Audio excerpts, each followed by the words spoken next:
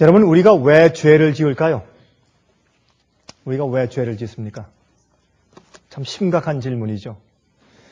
왜냐하면 이 구속사업의 중심이 죄를 없애는 것이기 때문에 그렇습니다. 무엇이 우리로 하여금 죄를 짓게 만드는 것일까요? 여러분들은 죄를 짓는데 어떤 것들이 여러분 마음 가운데서 작용해서 죄를 짓도록 인도합니까? 여러분 아시죠? 무엇인지. 여러분, 우리가 죄를 짓도록 만드는 그 동기나 죄가 시작되는 그 뿌리를 우리가 알 수만 있다면 여러분 그거 잘라버리시겠습니까? 우리가 우리를 죄짓게 만들고 우리를 죄로 인도하는 그 뿌리가 무엇인지 우리가 알 수만 있다면 우리가 잘라서 버리지 않겠어요? 그렇잖아요? 우리 그것이 무엇인지 오늘 좀 알아보십시다. 여러분, 모든 죄의 뿌리는 사실상 하나의 죄에서 시작됩니다. 그것은 열째 계명입니다. 탐내지 말라. 탐심은 우리 죄의 시작이고 우리 죄의 뿌리입니다. 이 열째 계명은 우리 마음속으로 지키는 계명입니다. 여러분, 이 열째 계명은요, 행동으로 지켜보십시오. 행동으로 지킬 수가 없습니다. 그래서 우리 마음속으로 지키는 것입니다. 물론 우리 모든 순종은 마음속에서 우러나오는 것이죠. 그렇지 않으면 진정한 순종이 될 수 없습니다. 여러분, 사실 이 말씀을 조금 더 풀어서 말씀드리면 이렇게 말씀드릴 수 있습니다. 우리들이 짓는 죄들 중에 거의 모두 다가 사실 100%라고 말해도 과언이 아닐 정도로 거의 모두 다가 다 자기 마음속에 만족하지 못해서 생기는 것들입니다. 정말 이해하시겠습니까? 우리 마음 가운데 만족하지 못해서 생기는 것들입니다. 탐심은 모든 죄들의 뿌리입니다. 우리 다 알지만 출애굽기 21장 17절과 20절을 좀 펴서 읽어보도록 하십니다. 출애굽기 21장 17절과 20절입니다.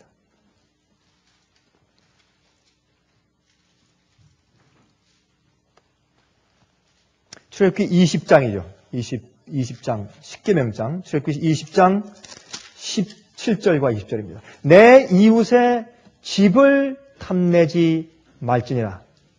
이것은 이웃, 다른 사람이 가지고 있는 소유죠. 소유의 어떤 것도 탐내지 말라. 내 이웃의 아내나 그의 남종이나 그의 여종이나 그의 소나 그의 낙이나 물은 내 이웃의 소유를 탐내지 말지니라.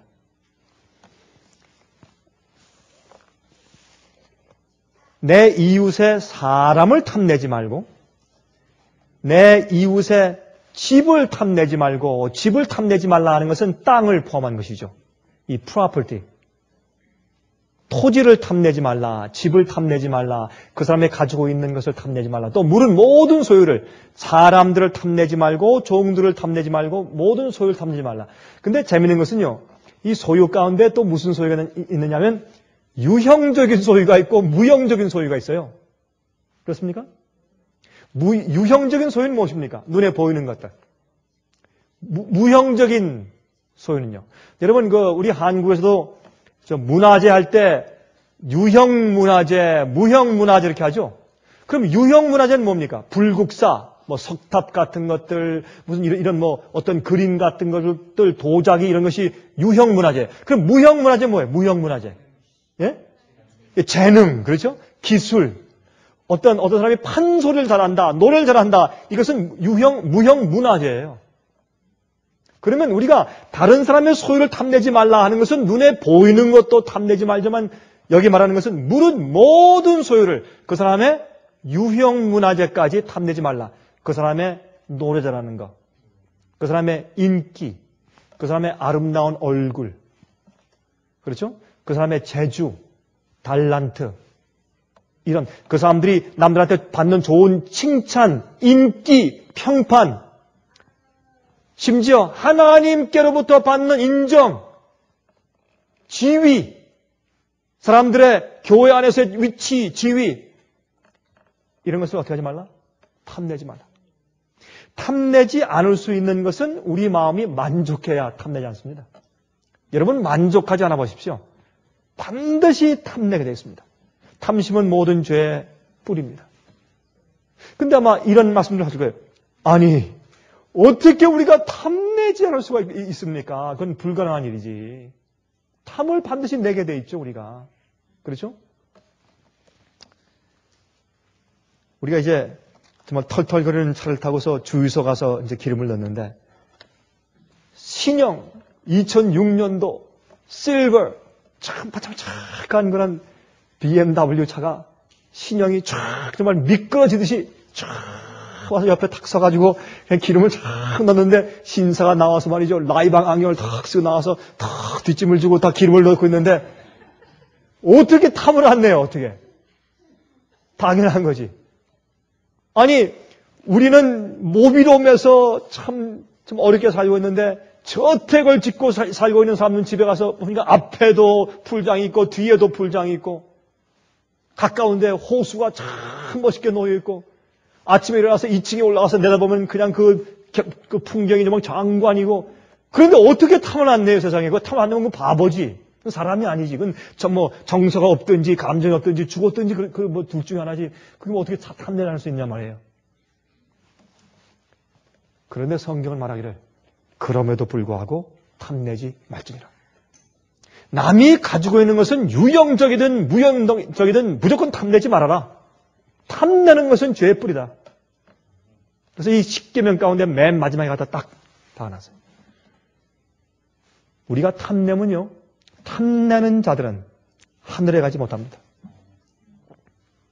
이건 남들 생각할 때, 야, 이건 너무 강한 설교다. 아닙니다. 성경이 그렇게 말씀합니다. 계명을 범하는 자는 하늘에 가지 못합니다. 계명은 마음속에서 지키는 것인데 마음속에서 우러나오는 순종이 없을 때 그건 하늘 가지 못합니다. 그러면 어떻게 탐내지 않을 수가 있는 것인가? 이 볼 때 다 탐내게 되죠. 어떤 사람은 말이죠. 나는 힘들게 말이죠. 10시간씩 자동차 타고 가는데 어떤 사람은 비행기 타고 쫙 가요. 그것도 자가용 비행기 타고 싹 지나가는데 어떻게 탐이 안 나느냐 말이에요. 그러나 그건 뭐냐 하면 이런 데서 가능합니다. 하나님께서 현재 내게 주신 그 처지와 그 형편에서 만족할 줄 아는 것입니다. 이렇게 생각하면요. 자꾸 꼬리에 꼬리를 물고 생각이 지나가요. 그러면 하나님이 나한테 왜 이 IQ밖에 안 주셨나? 나한테 조금 더 똑똑한 그런 머리를 주시지? 아니면 내 부모들이 백만장자로 좀 태어나게 해주시지? 아니 조금 더 사업적으로 좀 머리가 팩팩 돌아가게 해주시지? 왜 난 이렇게 그게 꼬리를 물으면요. 그러면 왜 나한테 이런 부모 주셨나? 그러면 또 부모들은 또 왜 나한테 이런다고 할머니 할아버지 주셨나? 한이 없어요. 그러면 나중에 끝에 올라가면 왜 아담과 해가 범죄했나? 나중에는 하나님이 왜 날 만드셨나? 그렇게 돼버려요. 결국엔 모든 원망이 하나님이에요. 여러분 해보십시오. 저도 해봤어요. 해보십시오. 아무리 해보십시오. 여러분 아무리 변명을 하고 아무리 설명을 해보십시오. 결국에 와서 하나님 책임이 전부다. 그래서 아예 처음부터 시작부터 탐내지 말라. 동창인데 같은 학교 졸업했는데 한 사람은 3층 집에 살고 나는 아주 지질이 가난해요. 어떻게 불만을 안 할 수가 있냐 말이에요. 그래도 만족하란 말이에요. 만족할 줄 알면 만족하지 않는 백만장자보다 그 동창보다 내가 낫단 말이에요. 성경에 말씀하기를. 하늘에 올라가면 이퀄이에요. 왜 저 사람은 똑같이 사업을 하는데 똑같은 나하고 사업을 하는데 저 사람은 100만 불을 벌고 난 10만 불밖에 못 버냐 말이에요. 우리는 만족할 줄 알아야 합니다. contentment. 여러분이 만족하는 것을 못 배우면 우리 교인 가운데 저 집사는 수입이 20만 불인데 나는 3만 불이다 1년에. 이럴 수 있느냐? 거의 10배 차이다. 그러지 말아야 합니다.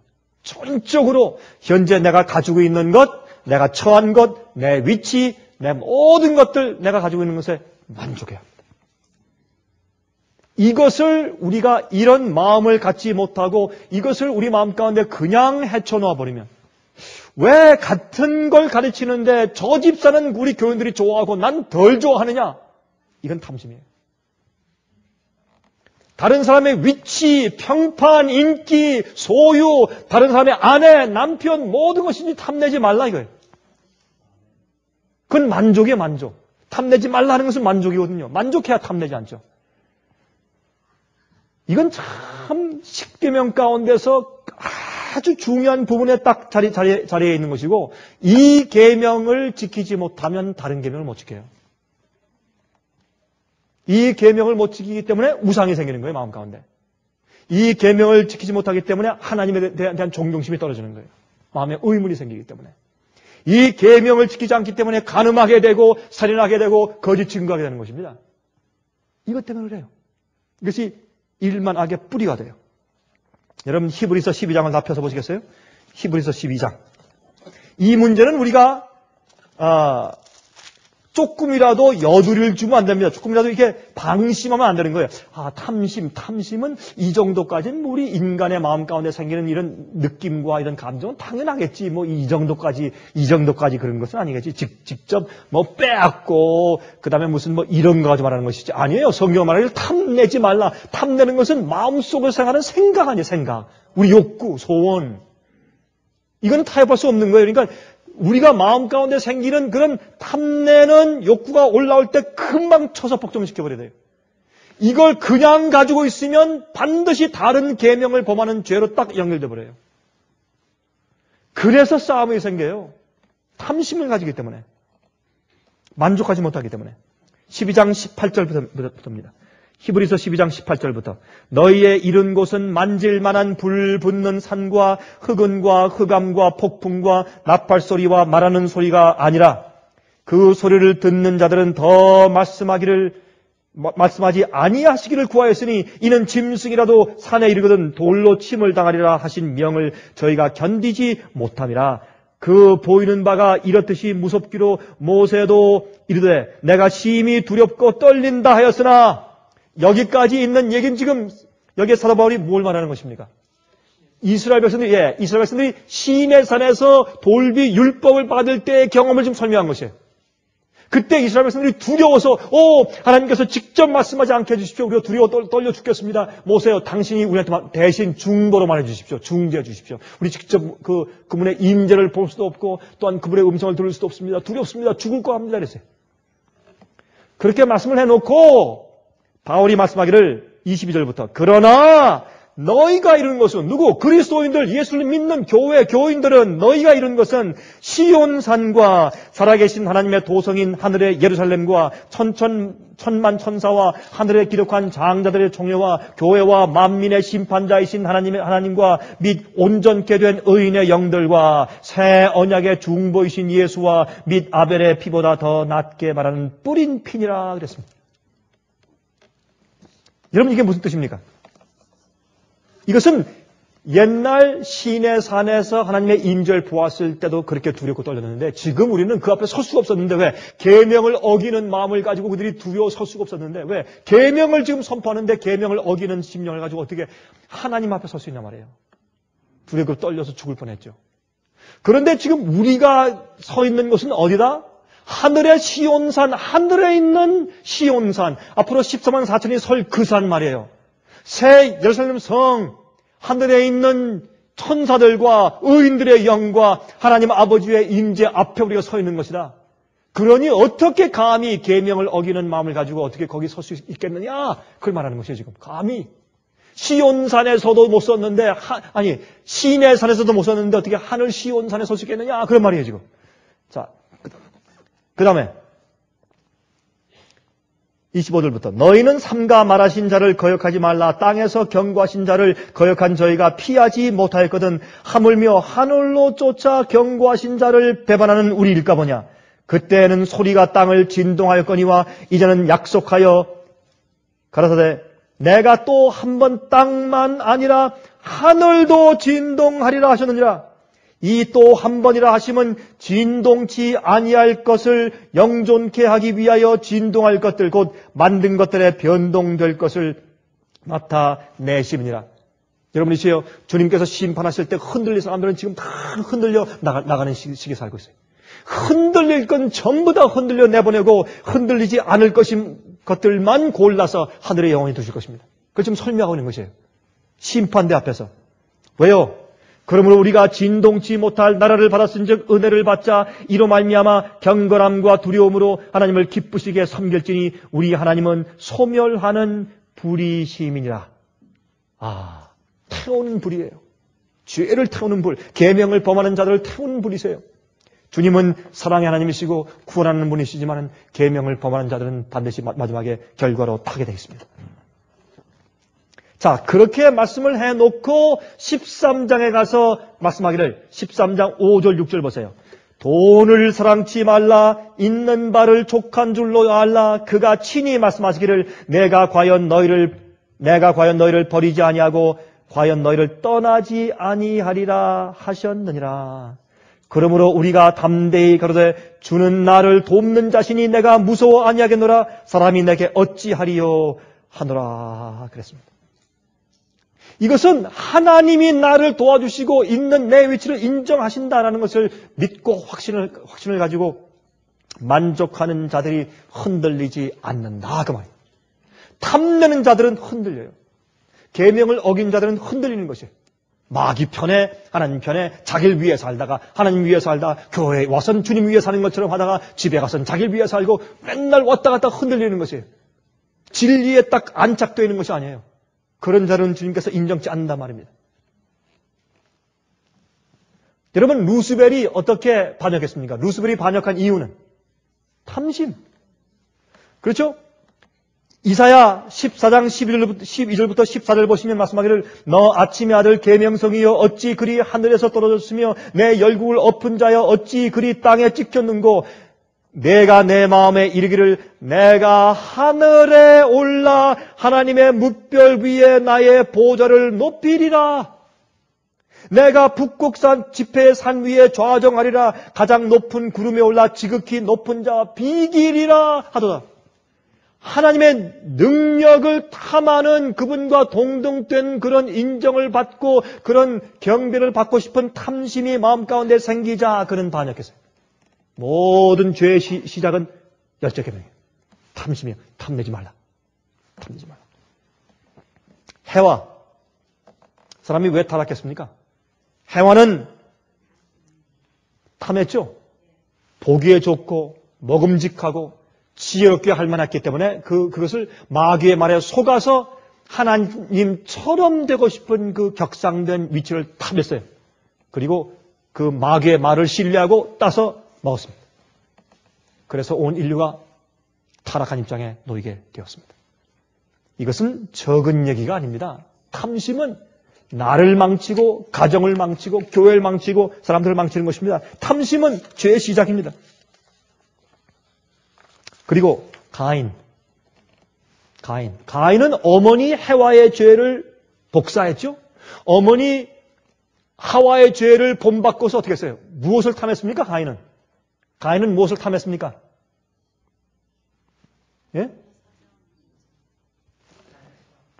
하나님께서 자기 동생 아벨을 받아주신 하나님의 인정을 탐했어요. 왜 동생의 재산 받으시고 내 재산은 안 받으시냐 말이에요. 왜 같이 기도했는데 저 사람 병은 낫고 나는 안 낫느냐 말이에요. 왜 똑같이 신학교를 졸업했는데 저 사람은 잘 되고 난 안 되느냐 말이에요. 똑같이 비즈니스를 하는데 저 사람은 잘 되고 주님께서 저 사람은 축복하시고 나는 왜 축복 안 하시냐 말이에요. 하나님께서 남에게 주신 축복이나 인정하심에 대해서 탐심을 갖지 말아야 합니다. 그러면 바보죠? 맞습니다. 세상에서는 바보가 되어야 합니다. 여러분 고린도전서 1절에 말씀하기를 십자가의 도는 세상에서 어떠한 것이라? 미련한 것이라. 그러나 구원을 얻는 자들에게는 하나님의 지혜라. 우리가 세상에서 바보가 돼야 돼. 그래서 가만히 보세요. 우리가 사람들을 쓸 때도 가만히 보면 그 사람이 자기가 있는 처지에서 만족하며 기쁘며 아주 열심히 일하는 성실한 사람을 택했으지 불만 있는 사람은 안 택해요.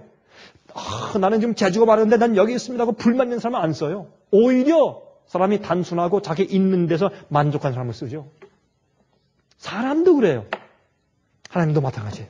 그래서 우리가 사실 탐심하는 것을 버려야 할 것입니다. 이것은 아주 중요해요. 어떤 종류의 탐심이든지 마음 가운데 탐심이 올라오면 그걸 잘라버려야 돼요. 쳐서 복종시켜야 돼요. 이 탐심을 그냥 내버려 두기 때문에 미움이 생기고 질투가 생기고 시기가 생기고 파가 생기는 것이에요. 그래서 단순하게 해보세요. 어떻게 탐심을 없애버리세요. 그런 문제가 생기는가? 안 생겨요. 디모데전서 6장 6절부터 12절 보십시오. 디모데전서 6장 6절부터 12절.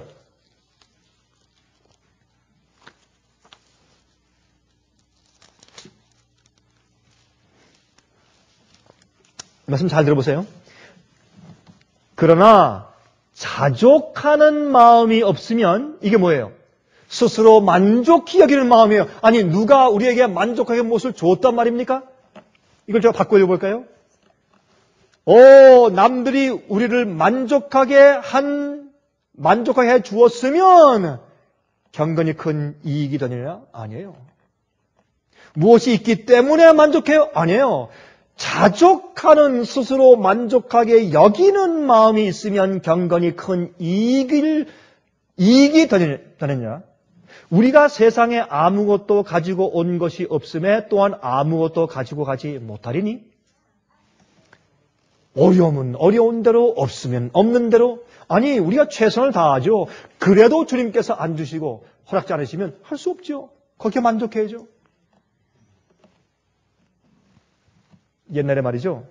한국에서 옛날에 우리가 그냥 아웃하우스 화장실을 다 밖에 있었죠. 여러분들 어릴 때에 한국에서 수세식 그런 현대식 화장실에서 자란 분들은 젊은 사람들이죠. 다 젊은 사람들이고. 그러나 나이가 좀 든 분들은 우리가 어릴 때는 그런 거 없었죠. 한국에. 별로 없었죠. 거의 없었죠. 다 아웃하우스. 그때는 불편한 게 전혀 없었어요. 자족할 줄 알았어요. 당연하니까. 근데요. 제가 중국에 갔을 때 아웃하우스를 가니까 죽겠습니다. 이게 죽겠는 게 아니라 이건 뭐 말할 수가 없어요. 자족할 수가 없어요. 그래서 우리가 격상된 생활 때문에 이게 안 되는 거예요. 성경은 그렇게 하지 말라 이거예요. 자족하기를 배우라 이거예요. 너희가 가진 거, 있는 것, 너희 형편, 위치 자족하기를 배우라 이거예요. 이 자족하게 만족하다. 이래도 이 위치에서 만족하다. 감사합니다. 오늘 여러분 찬송을 부르시대. 감사하는 찬송. 그 쇼 아니죠? 진짜 부르셨어요? 마음 가운데? 아니 쇼예요? 아니면 우리 지난번 우리 월간지의 제목처럼 쇼입니까? 예배입니까? 예? 자족하기를 배웁시다. 자족하기를. 우리가 세상에 아무것도 가지고 온 것이 없음에 또한 아무것도 가지고 가지 못하리니 우리가 먹을 것과 입을 것이 있은즉 족한 줄로 알 것이니라. 이게 조건이에요. 먹을 것과 입을 것이 있은즉 족한 줄로 알 것이니라.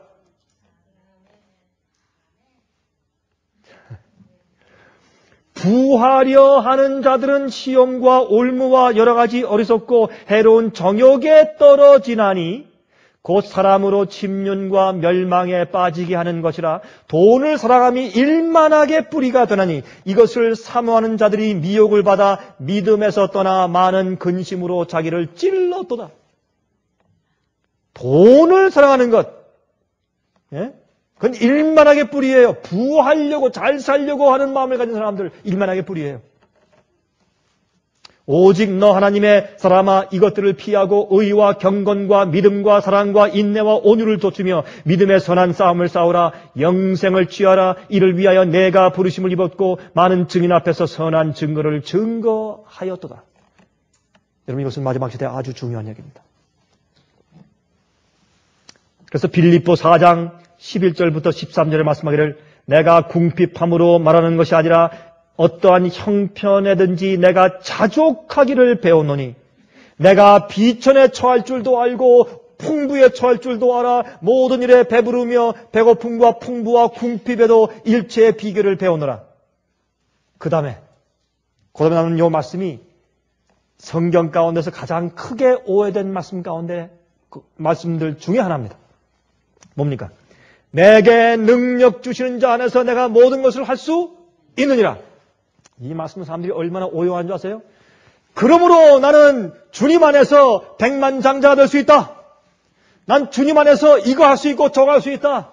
나는 뭐 이렇게 할 수 있고 교회를 10,000명 교회를 만들 수 있고 20,000명 교회를 만들 수 있고 이거 할 수 있고 저거 할 수 있고 나는 장관 될 수 있고 뭐 할 수 있고 주님 안에서 능치 못한 일이 없다.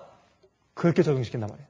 어디 그게 그런 말씀이 이게 여러분 어디 눈을 비벼서 떠서 보세요. 그런 말씀 하셨는가? 그게 전혀 아니에요. 내게 능력 주시는 자 안에서 내가 모든 것을 할 수 있다. 뭘 말하는 거예요? 내가 부한데 처할 수도 있고 가난에 처할 수도 있고 배고픔과 풍부와 궁핍에도 일체 처할 수 있는 비결을 배웠다. 난 주님 안에서 다 할 수 있다. 그 말 아니에요?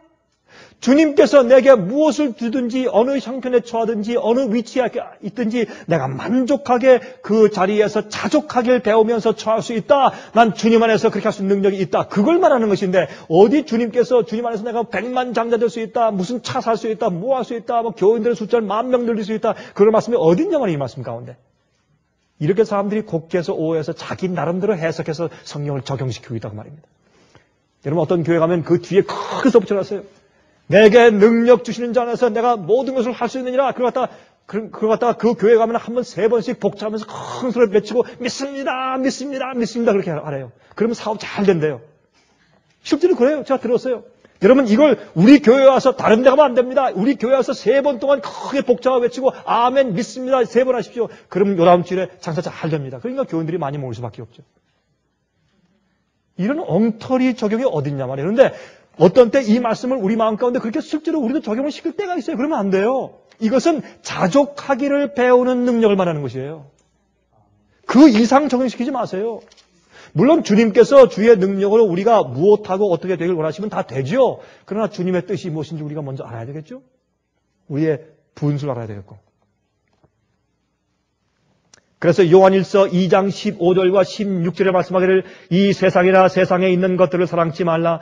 누구든지 세상을 사랑하면 아버지의 사랑이 그 속에 있지 아니하니 이는 세상에 있는 모든 것이 육신의 정욕과 안목의 정욕과 이생의 자랑이니 다 아버지께로 쫓아온 것이 아니요 세상으로 쫓아온 것이니라.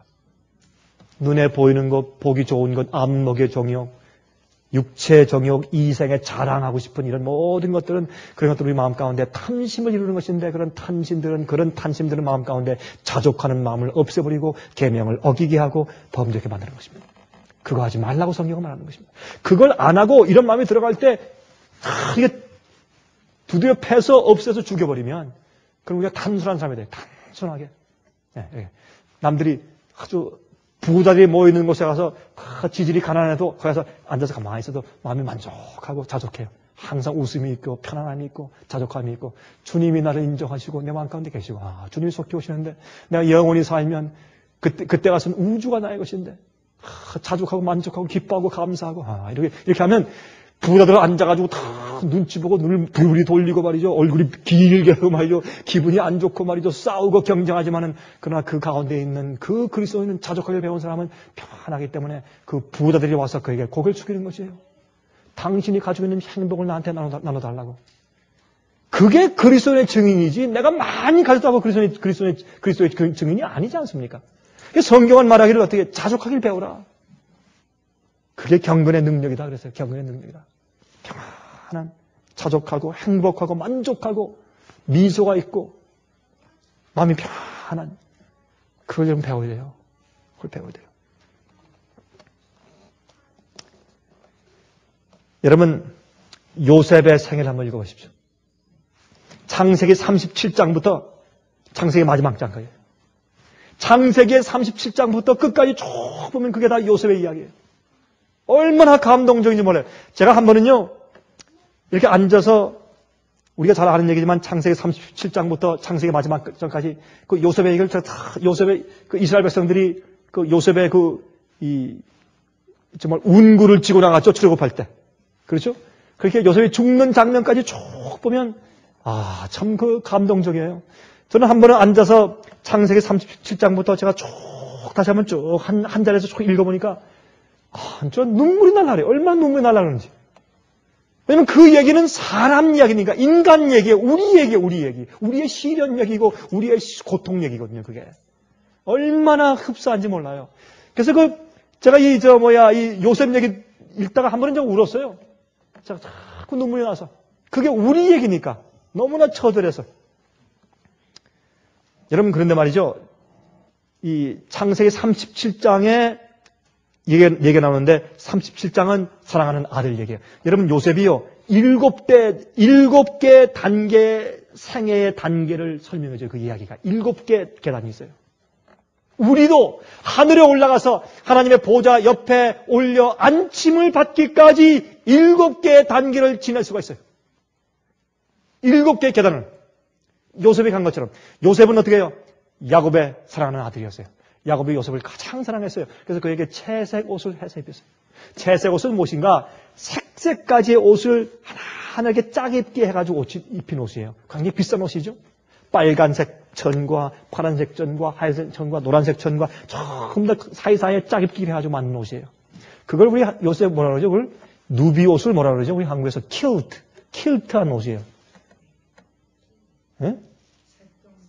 색동저고리인데 색동저고리는 한 천에 물감을 먹일 수 있지만 이거는 천마다 달라요. 그걸 다 짜게 입게 한 거예요. 아주 비싼 옷이었어요.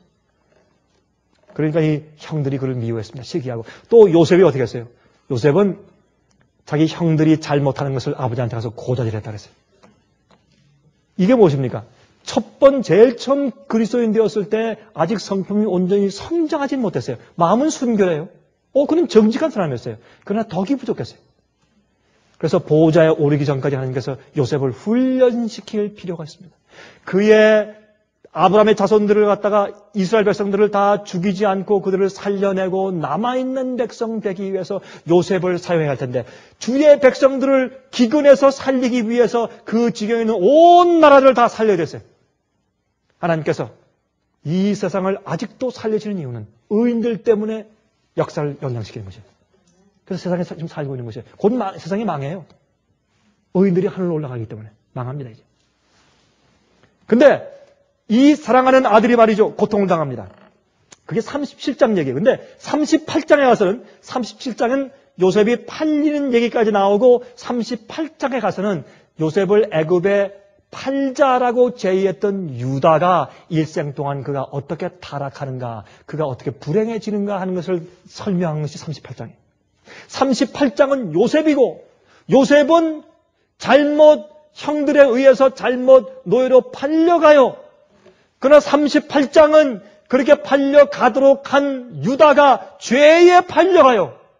요셉은 고통으로 팔려가지만 의인이 돼요. 그러나 유다는 자기 형제를 고소해서 팔았지만은 그 사람은 죄에 팔려가는 노예가 되었어요. 그것을 대조하기 위해서 37장과 38장이 성경에 기록되어 있어요. 그리고 39장부터 계속해서 요셉 이야기로 이어집니다. 이 사랑하는 아들이 아버지의 말씀을 듣고 음식을 싸들고 형들한테 가죠. 예? 도단에 갔어요. 없어요. 사람한테 물어봤어요. 저기 세겜으로 갔다 그래요. 세겜에까지 찾아갔어요. 그들은 그가 형들에 대해서 말해준 것은 순수한 마음이어서 형들을 미워서 그런 게 아니에요. 그러니까 형한테 가라니까 좋아서 형한테 갔죠. 형들은 그것을 마음가운데 꽁하고 느끼고 있었어요. 어떤 땐 말이죠. 우리끼리의 서로의 어떤 문제가 서로 관계 문제가 생길 때 대부분 성격 차이예요. 성격 차이지만 어떤 사람은 성장의 문제가 물론 있죠. 어떤 사람은 순수해서 했는데 어떤 사람은 그걸 꽁하게 안리적으로 딱 붙잡고 있어요. 나중에 칼을 딱 갈고 있다가 요시는 일본 말이죠. 딱 갈고 있다가 기회만 있으면 내가 찌른다 딱 하고 있어요. 기회가 터지면 찌르는 거예요. 그러니까 아버지가 없으니까 안 찔렀지 아버지만 없으면 벌써 100번 죽인 거예요 요셉을. 근데 아버지 없는데 찾아왔으니까 잘됐다 죽이자 한 거죠. 우리가요 마음 가운데 뭐가 있으면 탐심이 있으면 증오하는 마음이 있으면 미워하는 마음이 있으면 그거는 기회를 타지 못한 죄가 풍채를 품고 있는 것이에요. 그 사람 망해요. 영적으로 사람은 멸망하는 거예요. 영적으로 부패해요. 고개 들어있기 때문에 이 영혼이 썩는 거예요. 그렇기 때문에 기도가 안 돼요. 기도해봐요. 형식적이지. 여러분 그런 마음이 있을 때 기도해보세요. 기도가 되는가. 성경 읽어보세요. 성경 아무리 읽어보세요. 마음 가운데 가마가 들어오는가. 해보세요. 되는가. 저는 안 됩니다. 여러분은 훨씬 더 저보다 현명해서 잘 되는지 모르지만 저는 안 돼요. 제 마음 가운데 죄가 마음속에 딱 품어져 있으면 제가 딱 그 즉시 회개하고 버리지 않잖아요. 기도가 안 나와요. 전 기도해도 기도하죠. 기도가 마음속으로 기도가 안 나오는데 어떻게 해요? 성경 말씀을 읽어도 영감이 떠오르지 않는데 어떻게 해요? 설교가 안 돼요. 어떻게 설교가 나와요? 안 돼요. 죄를 품고 있는데. 여러분 죄는 버려야 돼요. 죄를 지었기 때문에 하늘에 못 가는 게 아니에요. 죄를 버리고 회개하지 않았기 때문에 하늘을 못 가는 것이지. 죄는 버려야 돼요. 죄의 생각과 감정들은 딱 잘라버려야 돼요. 그거 안 하면 우리 영혼이 부패해서 죽어요. 절대로 탐심을 우리 마음 가운데 허용하면 안 돼요. 탐심. 요즘에 광고들, TV, 다니면서 광고 보는 것마다 다 뭘 키우는 거예요? 다 탐심. 저거 갖고 싶고, 이거 갖고 싶고, 저거 입고 싶고, 저거 참 탐심으로 가득 찬 광고들 아니에요. 그거 없으면 죽는 것처럼 만들어요. 그거 없으면 이거 없으면 당신 행복하지 못합니다라고 광고를 만들어요. 그러니까 사람들이 다 불행한 거죠. 마음 가운데. 저게 없으니까. 마귀가 우리 마음 가운데 죄에 대한 동기와 탐심의 동기를 잔뜩 넣어놨어요. 근데 이 요셉이 말이죠. 꿈을 꿨죠. 꿈을 꿨는데 무슨 꿈을 꿨어요? 볏집단이 12개 있는데 11개 볏집단이 나한테 절을 합니다. 형들이 화가 나가지고 이 나쁜 놈. 아니 우리가 너한테 절한단 말이야. 다 품고 있었어요. 나중에 식사할 때 식탁에서 뭐라 그랬어요? 아버지 어머니한테 아버지 어머니 꿈속에 말이죠. 해와 달과 11개 별이 나의 별에게 경배합니다. 아버지까지 화를 냈어요. 이 녀석아 내가 너한테 앞으로 경배한단 말이냐. 그런데 아버지 야곱은 그것을 마음 가운데 두었다 그랬어요. 형들한테 갔는데 첫 번째 사랑하는 아들의 단계죠. 두 번째 꿈꾸는 자죠. 꿈꾸는 자. 우리는 꿈을 꾸는 사람이에요. 하나님의 보좌에 앉아서 세상 많은 사람들이 경배함을 받는 그런 보좌에 앉는 사람들의 꿈이에요. 이것은 교만이 아니에요. 하나님께서 주신 예언의 꿈이에요.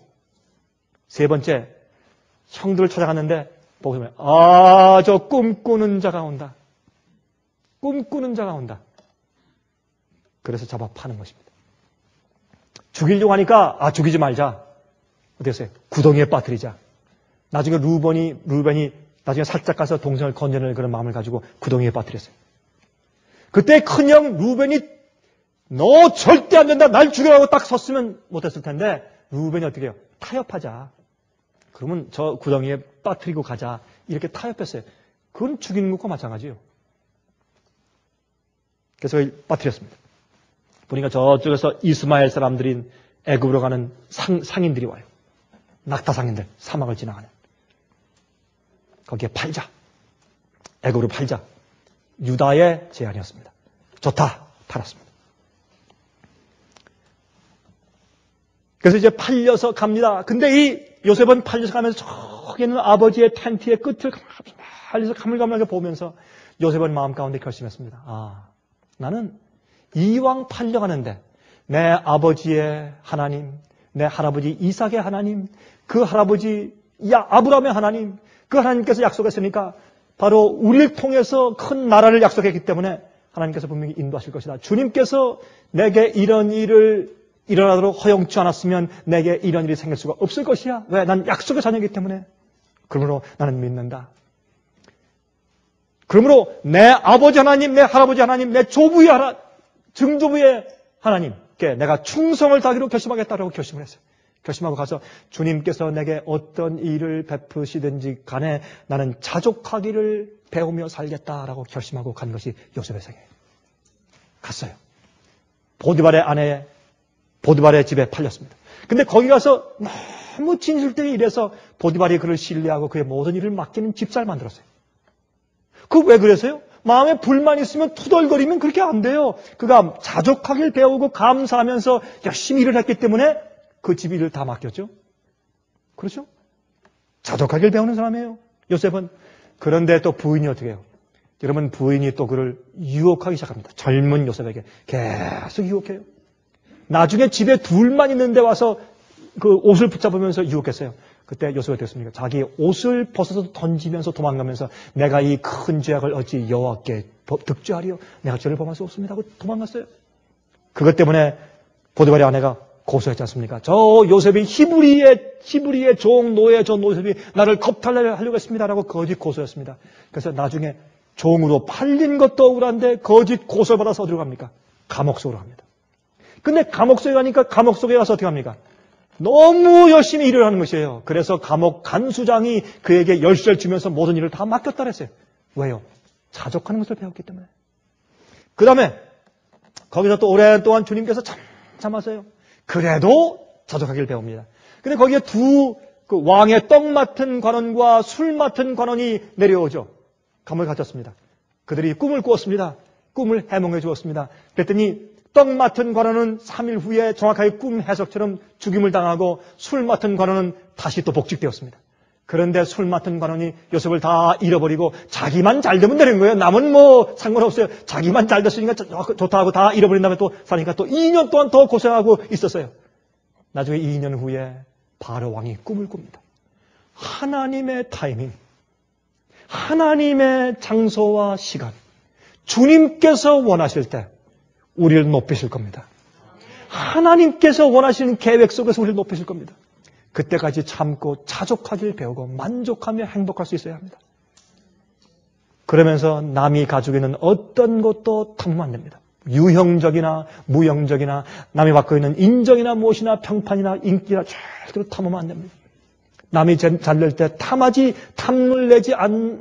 말라는 열지의 계명을 지키는 사람이야말로 남이 잘될 때 참 잘됐습니다. 감사합니다. 라고 말할 수 있는 사람입니다. 그 계명을 지키는 것입니다.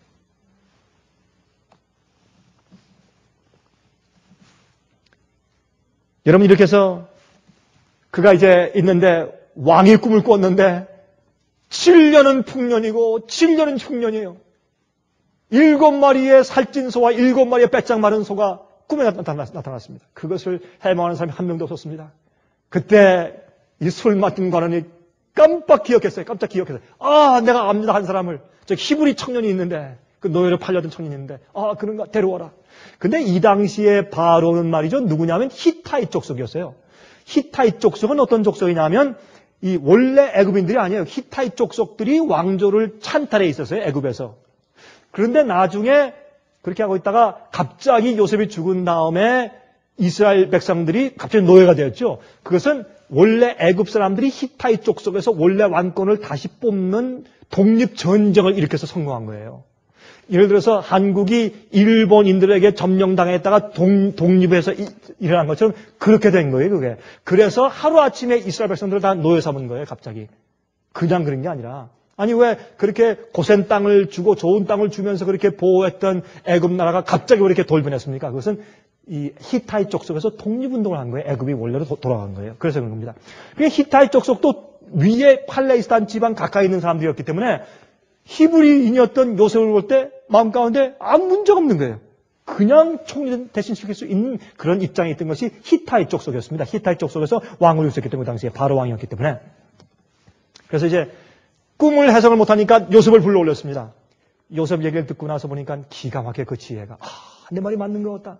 요셉이 자 그러면 요셉아 내가 어떻게 했으면 좋겠느냐. 앞으로 이것을 준비하기 위해서. 왕이시여 앞으로 7년 동안에 큰 창고를 이 전국에 지어서 그 창고마다 7년 동안에 잔뜩 그 곡식을 쌓아두십시오. 그리고 나머지 7년 동안에 그것을 푸십시오. 그때 온 주위에 있는 나라들이 왕 때문에 먹고 살 것입니다. 그때 어떤 한 사람을 세워서 그를 시키십시오. 그때 왕이 한 얘기가 요셉아 내가 보니 하나님의 지혜가 내 속에 있으니 너 말고 또 누가 더 적합한 인물이 있을 수 있겠느냐. 내가 그 일을 해라. 넌 이제부터 내 목구리를 주겠다 하고 너는 이제 총리 대신이라. 나 이외에 내 보좌 이외에 그 모든 것은 내가 마음대로 할 수 있다. 갑자기 왕 밑에 있는 총리 대신으로 보좌에 올랐습니다. 이것이 7번째예요.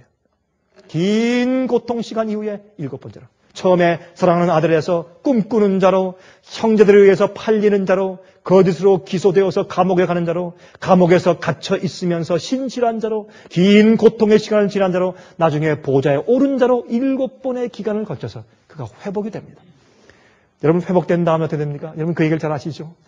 형들이 양식을 얻으러 왔어요. 보니까 형들이에요. 눈물 나서 견딜 수 없어요. 그때 막 방으로 뒤로 뛰어 들어가서 눈물을 닦고 자기 감정을 억누르고 나와서 또 아주 모르는 척하고 또 그 얘기를 하죠. 잔치를 차려서 음식 대접하고 또 잔뜩 쌀을 주고서 보내면서 쌀자루에 뭘 넣습니까? 돈을 원래 준 돈을 돌도 갖다 집어넣습니다. 그러니까 가다 풀어보니까 돈이 그냥 있어요. 이제 막 불벌 떨었죠. 군사가 와서 다시 데려갔어요. 너희들 스파이지. 너희들 가가지고 이제 다 돌아가되 너희 동생 베냐민 데려오라. 나중에 베냐민이 오면 거기다 또 자기 그 금 이 잔을 갖다 집어넣고 시련을 주죠. 그러죠? 그렇게 해서 이때 여러분 유다가 어떻게 합니까? 유다가 야곱이 베냐민은 절대로 못 들어간다. 내 요셉도 죽었는데 내가 베냐민마저 없으면 내가 죽는다 할 때 아버지시여 내가 책임지겠습니다. 절대로 베냐민에게 어떤 일이 생기지 않게 내가 책임지겠습니다. 내가 생명으로는 약속드립니다. 그 베냐민을 데려갑니다. 베냐민을 또 붙잡아 놓으려고 합니다. 요셉이. 그 형들을 시험하는 것이죠. 그때 유다가 어떻게 합니까? 다 설명하면서 내 동생 요셉이 죽었는데 베냐민을 데려가지 못하면 내 아버지가 죽습니다. 차라리 날 죽이십시오. 나를 감옥에 갇히게 하고 베냐민을 풀어주십시오. 유다가 완전히 변했어요. 완전히 변화된 유다가 거기 나타납니다. 그때 또 요셉이 들어가서 또 울죠. 나중에 형제를 앉혔는데 형부터 차례로 순서로 쫙 앉혀서 음식을 주는데 사람들이 이 형들이 깜짝 놀랐어요. 그리고 베냐민에게는 2배의 그 많은 음식을 잔뜩 주었어요. 그것만 보고도 그 형들이 탐내지 아니하고 시기하지 아니하더라 그랬어요. 그럼 성경 보세요. 어떻게 시작돼요? 요셉 이야기는. 요셉 이야기는 요셉을 시기 질투하고 그들의 사랑에 아버지가 그를 사랑하는 데 대한 데서 탐심을 가진 자들이 요셉을 죽이려고 꾀한 것부터 요셉 이야기가 시작되었다가 나중에 그들이 변화되어서 그런 요셉이 베냐민을 자기 어머니 그 라헬이 낳은 두 아들 아니에요? 요셉과 베냐민이 베냐민에게 잘해주는 것을 보아도 아무렇지도 않고 오히려 잘 됐다는 식으로 탐하지 않는 형들의 성품의 변화의 모습으로 그 얘기가 끝나요. 그렇게 변화된 것을 볼 때 요셉이 뛰어내려와서 형이요 내가 요셉입니다 그랬어요. 우리 마음속에 이 세상에 있는 7단계를 거치면서 우리가 하늘 보좌에 오르기 전까지 탐심을 버리고 계명을 지키는 마음이 우리가 시련을 통해서 준비되었을 때 내가 내 이웃을 위해서 죽을 수 있는 내 이웃을 내 몸처럼 사랑하고 내 이웃을 위해서 차라리 탐하고 죽이고 거짓 증거하고 가늠하지 아니하고 내 이웃을 위해서 내가 죽을 수 있을 정도까지의 사랑이 우리 마음 가운데 생겼을 때 그때 우리의 구원의 역사가 끝나는 것이에요. 그때 예수께서 어떻게 하신지 아세요? 너희는 나를 지금까지 심판자로 무서워했지 내가 너희의 맏형 부세주 예수야. 그렇게 하는 것이에요. 그때 요셉이 그걸 보고서 형들이요 내가 요셉이요 그랬어요. 요셉이요. 그때 그들이 놀랐어요. 두려워했어요. 믿을 수가 없었어요. 그때 믿을 수가 없었을 때 왜 믿을 수가 없었어요? 이제 나한테 어떻게 심판이 오겠구나. 그때에 창세기 45장 7절과 8절에 이렇게 요셉이 말해요. 하나님이 큰 구원으로 당신들의 생명을 보존하고 당신들의 후손을 세상에 두시려고 나를 당신들 앞서 보내셨나니 그런즉 나를 이리로 보낸 자는 당신들이 아니요 하나님이시라. 네? 우리가 이 땅에서 진리 때문에 우리가 이 땅에 죄의 세상에 태어났기 때문에 당하는 시련과 고통과 어려움들은 하나님이 보내주신 것들이에요. 우리를 탐심하지 않는 자를 만드시기 위해서 영원한 생명의 생명나무 가시를 먹고 살 수 있는 자가 되게 하기 위해 예수님께서 우리에게 그런 시련을 허락하시는 것이에요. 하나님이 나로 바로의 아비를 삼으시며 그 온 집의 주를 삼으시며 애굽 온 땅의 치리자를 삼으셨나이다. 내가 요셉입니다. 형들 염려하지 마십시오. 형들이 나를 판 것이 아니고 형들이 나를 보낸 것이 아니라 하나님이 그런 형편을 허용하셔서 하나님이 우리 가족을 살리기 위해서 나를 미리 여기 내보내 주신 것입니다. 우리가 탐심하지 말아야 합니다. 이것은 철저하게 지켜야 합니다.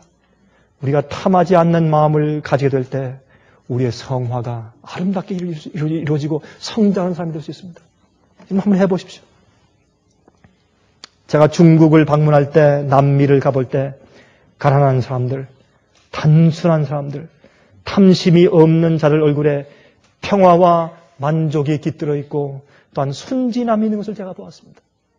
제가 픽처 좀 이 사진을 보여드렸지만은 그 그 산 꼭대기에 있는 그 가난한 사람들, 마을에 있는 미션에 있는 사람들 가서 보니까 그들 얼굴에 참 만족함과 평화스러움이 있었습니다. 염려가 별로 없었습니다. 우리는 문화가 좋고 잘 사는 곳에서 살기 때문에 자잘구레한 그런 생활의 염려로 마음이 둔해져 있어요. 너희는 술 취함과 방탕함으로 또한 생활의 염려로 마음이 둔해질까 봐 두려워라 그랬어요. 깨어서 기도하라. 염려하라. 마음이 둔해져요. 탐심을 가지면 마음이 둔해져요. 영적으로 깨어있지 못해요. 해보세요. 이러면 되는가? 영적으로 다 죽게 돼요. 탐심을 가지면. 그래서 우리 마음 가운데 자족하길 배우는 마음이 내 마음 가운데 있는가? 그걸 확인해 봐야 돼요. 그래서 감사해야 돼요. 여러분, 2006년도 올해의 허리케인이 훨씬 더 심각할 것이라고 얘기해요. 작년도에는 허리케인이 최고로 많았어요. 가장 심각했고, 올해는 작년도보다 훨씬 더 심할 것이라고 말을 해요. 왜 그렇습니까? 세상의 바다의 파도 소리에 우는 것을 듣고 사람들이 기절하고 두려워해서 떠는 세상에 살고 있어요. 이것은 옛날엔 이 예언이 누가복음 21장 예언이 성취가 안 됐어요. 지금은 성취되고 있어요. 바다의 파도에 우는 소리를 인해서.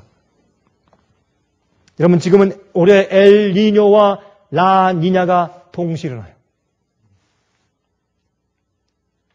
여러분, 이 수면이 더워지는 것과 해양의 수면이 더워지는 것과 차지는 그런 현상이 동시에 있어요. 엄청난 문제가 생길 수 있다는 것입니다. 여러분 아십니까? 1938년도에 뉴욕의 롱 아일랜드에 허리케인이 왔습니다. 허리케인이 왔을 때 거기 한 좋은 집을 짓고 살던 사람이 그 얼마 전에 바로미터, 풍속기를 샀어요. 풍속기를 사가지고 이제 그것을 보니까 하루아침에 이제 그걸 배달이 왔기 때문에 뜯어가지고 이렇게 보니까 이게 고장난 거예요. 왜 고장났는가? 보니까 아주 평안하고 날씨가 좋고 굉장히 아주 잔잔한데 풍속계가 가리키는 것은 이제 허리케인에 들어와 있다고, 큰 허리케인이 들어와 있다고 지금 가리키고 있어요. 이런 게 이런 게 가짜의 고장난 걸 보냈는가 하고 화가 나가지고 편지를 써서 당신들은 나한테 이렇게 비싸게 돈을 줬는데 가짜를 보냈습니다. 고장났습니다. 하고서 이제 넣어가지고 다시 우체국 가서 배달을 했어요. 다시 보냈어요. 이건 참 잘못된 것 같다고 이제 배달을 하고서 그다음에 집에 돌아오다 보니까 허리케인이 왔어요. 허리케인이 와가지고 집을 갖다 싹 날라가버렸어요. 그걸 우체국에서 보내고 집에 오다 보니까 집이 없어져 버렸어요. 우리는 지금 허리케인의 센터에 눈에 들어가 있어요. 눈은 조용해요. 그러나 이제 그것이 지나갈 때 엄청난 바람의 힘이 있어요. 여러분 아까 히브리서 13장에 본 것처럼 12장과 13장에 하나님께서 앞으로 세상에 있는 변동될 것, 움직일 수 있는 것은 전부 흔들려서 내보내. 변동되지 않고 움직이지 않을 사람들만 앞으로 설 것입니다. 여러분 탐내지 않고 자족하기를 배우시기를 간절히 바랍니다. 자비하신 하늘에 계신 우리 아버지 하나님, 우리가 주님께서 주시는 복과 평강, 또한 주님께서 주시는 인정 때문에 생기는 만족감 그리고 미소, 그것을 우리가 원합니다. 세상의 재물도 원하는 것이 아니고 인기와 평판을 원하는 것도 아닙니다. 주님께서 우리 마음 가운데 주시는 그 인정하심과 평안한, 세상이 주지 않는 평안함을 우리가 간절히 원합니다. 저에게 그것을 주시옵소서. 우리가 주의 일을 하고 주님의 뜻대로 살고 계명을 지키는 삶을 살기 원합니다. 우리 마음속에서 탐심의 뿌리를 뽑아가 주시옵소서. 그래서 우리 마음 가운데 다른 죄악들이 일어나지 않게 저희를 도와주시옵소서. 아버지, 주님의 성령의 역사를 우리가 마음문 열어 받아들이오니 저희를 도와주시옵소서. 우리 마음속에서 시기와 질투가 없어지게 하시며 우리 마음속에서 참으로 자족한 것이 무엇인지 배우는 행복함을 매일 느끼게 해 주시옵소서. 예수 그리스도 이름으로 간절하게 기도하옵나이다. 아멘. 은혜 많이 받으셨습니까? 지금까지 들으신 이 생예빛 예배설교는 간절한 마음으로 진리를 찾는 분들과 정직한 양심으로 말씀을 받아들이고 언제나 진실이 무엇인지를 생각하는 그리스도인들을 위한 말씀입니다. 주변 가족들이나 친지들 중에 말씀을 사모하고 순결한 신앙을 갖기 소원하는 분들이 계시면 생애빛 예배설교 테이프를 소개해 주시기 바랍니다. 매주 원하시는 분들의 가정으로 직접 배달되는 생애빛 예배설교는 개인의 신앙 부흥이나 소규모 그룹 예배를 위하여 비디오와 오디오 테이프, DVD, CD로 제작되었습니다. 생애빛 예배설교 테이프를 원하시는 분들은 1-877-704-1004번으로 전화하여 주시기 바랍니다. 생애빛은 각종 미디어, 즉 출판물, 텔레비전, 비디오, 오디오 카세트 테이프, DVD, CD, 그리고 웹사이트를 통하여 복음을 전하는 미디어 선교 기관입니다. 생애빛에서 이루어지는 선교 사업을 크게 5가지로 나누어 소개하면 다음과 같습니다. 첫째로 생애빛은 가정과 건강과 참된 신앙을 소개하는 월간지 살아남는 이들을 매달 발간하고 있습니다.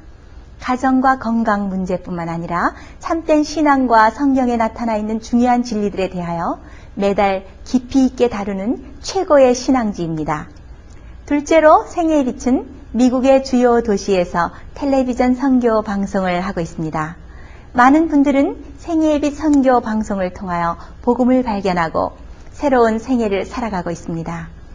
셋째로 생애의 빛에서는 우편 통신을 통하여 평신도들의 성경 연구를 도와드리는 성경통신학교를 운영하고 있습니다.